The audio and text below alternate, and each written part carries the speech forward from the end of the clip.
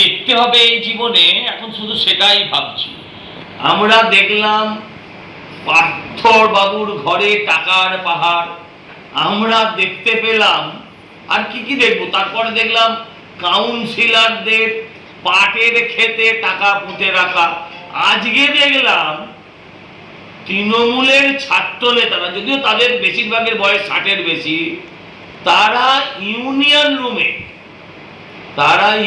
রুমে আলমারির ভেতর লাখ লাখ টাকা, এবং সেই টাকাও উইয়ে খেয়েছে। ভাবতে পারেন কত টাকা থাকলে পরে টাকা উইতে খায়। এর আগে আমি দেখিয়েছিলাম এই কলেজের, এদের ইউনিয়ন ফান্ডে, কলেজের ফাংশন ফান্ডে 1.5 কোটি টাকার বেশি এখন অব্দি ডিপোজিট আছে।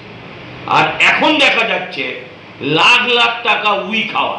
সুরেন্দ্রনাথ কলেজের ইউনিয়ন রুমের যে আলমারি, সেই তালা ভাঙতেই বেরিয়ে আসলো এই 2 ব্যাগ অর্থাৎ 2 ট্রলি ভর্তি টাকা, যে টাকা উই ধরে গিয়েছে।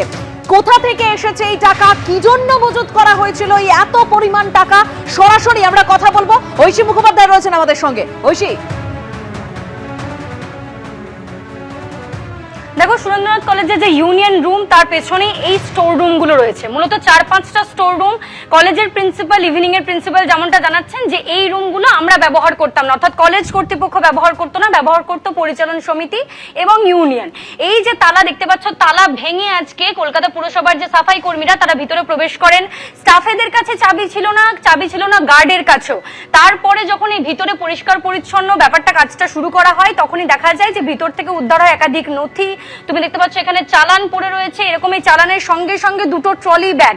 প্রথমে দেখে সন্দেহ হয়নি, তারপরে যখন সন্দেহ জাগে যে ভিতরে ভীষণ ভারী লাগছে, ভিতরে কিছু রয়েছে, যখন তাদের থাকাকালীনই এই 2টো ট্রলি খোলা হয়, তখন দেখা যায় যে একটা ট্রলিতে 100 নোটের বান্ডিল এবং অন্যটাতে 500 টাকার নোটের বান্ডিল। 2 ট্রলিতেই দেখতে পাচ্ছ যে ঘুণ ধরে গিয়েছে, উই পোকাতে খেয়ে নিয়েছে, এবং এই উই পোকা লেগে যাওয়ার ফলে এই টাকাগুলো একেবারেই ব্যবহারের অযোগ্য। তবে এই যে কারেন্সি উদ্ধার হয়েছে, সেই টাকা কোথা থেকে এলো, কলেজ কর্তৃপক্ষ তার কোনো সদুত্তর দিতে পারছেন না। তারা বলছেন যে এই ঘরগুলো আমরা ব্যবহার করতাম না। অন্যদিকে দেখা যাচ্ছে যে এর ভেতর থেকেই পাওয়া যাচ্ছে অভিষেক বন্দ্যোপাধ্যায়, অন্যদিকে Mamata Bandyopadhyay flex, hoarding, standee, এবং তারা এটাও জানাচ্ছেন যে এই নির্বাচনের প্রাক্কালেও কিন্তু এই ঘরগুলো পরিচালন সমিতি, ইউনিয়ন এরাই ব্যবহার করেছে। লাস্ট 6-7 বছর কি তারও বেশি সময় ধরে 2017 সালের পর থেকে সেভাবে ছাত্র সংসদ নির্বাচন হয়নি। শেষ পর্যন্ত ইউনিয়ন রুমগুলো দখলে ছিল তৃণমূল কংগ্রেস ছাত্র পরিষদ। এই কলেজেও তার অন্যথা হয়নি, তৃণমূল কংগ্রেস ছাত্র পরিষদের অধীনেই ছিল ইউনিয়ন রুম এবং এই স্টোর রুম যাবতীয় যা রয়েছে। তারপরে হাইকোর্টের নির্দেশ এলে এগুলো তালাবন্ধ করে দেওয়া হয়।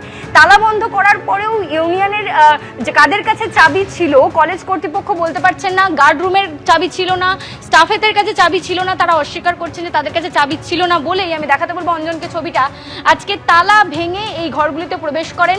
পুরসভার যেহেতু নির্দেশ ছিল যে জল জমতে পারে, সে কারণে তারা 2বার ইন্সপেক্ট করে গিয়েছেন। ইন্সপেকশনে তাদের মনে হয়েছে যে এগুলোতে জল জমতে পারে, মশা হতে পারে, সে কারণে বর্ষাকালের আগেই জায়গাগুলো পরিষ্কার করা দরকার। এবং সেই কেঁচো খুঁড়তে গিয়ে উদ্ধার হলো কেউটে। দেখা যাচ্ছে এখানে 2টো ট্রলিতে উদ্ধার লক্ষাধিক টাকা। তুমি দেখতে পাচ্ছ 100 নোটের বান্ডিল, অন্যটাতে 500 টাকার নোটের বান্ডিল। দেখেই অনুমান করা যায় লক্ষ লক্ষ টাকা। তবে এই টাকা কোথা থেকে এলো, সিন্ডিকেটের নাকি নিয়মের ভর্তির ক্ষেত্রে যে বেনিয়ম, বারংবার অভিযোগ উঠেছে সুরেন্দ্রনাথ কলেজে ভর্তির সময় টাকা নেওয়া হয়, এরকম একাধিক অভিযোগের প্রশ্ন করা হলেও প্রিন্সিপাল কোনো সদুত্তর দিতে পারেননি। তবে এই যে টাকা, এই মুহূর্তে মুচিপাড়া থানার যারা পুলিশ আধিকারিকরা তারা এসেছেন ঘটনাস্থলে, তারা সম্পূর্ণ ঘটনাটার তদন্ত করছেন এবং কলেজ কর্তৃপক্ষকে নির্দেশ দেওয়া হয়েছে লিখিত অভিযোগ দিতে। একেবারেই ধন্যবাদ ঐশী। অর্থাৎ কিন্তু প্রশ্ন একটাই, যে কেন এত পরিমাণ, এত লক্ষাধিক টাকা কলেজের ইউনিয়ন রুমে রাখা হয়েছিল, যে কলেজের অর্থাৎ সুরেন্দ্রনাথ কলেজের ইউনিয়ন রুমের আলমারি তালা ভেঙেই এই টাকা উদ্ধার হয়েছে। তবে কোথা থেকে এলো এত টাকা, কেন মজুত রাখা হয়েছিল, তা এখনো স্পষ্ট নয়। এবিপি আনন্দ, এগিয়ে থাকে, এগিয়ে রাখে।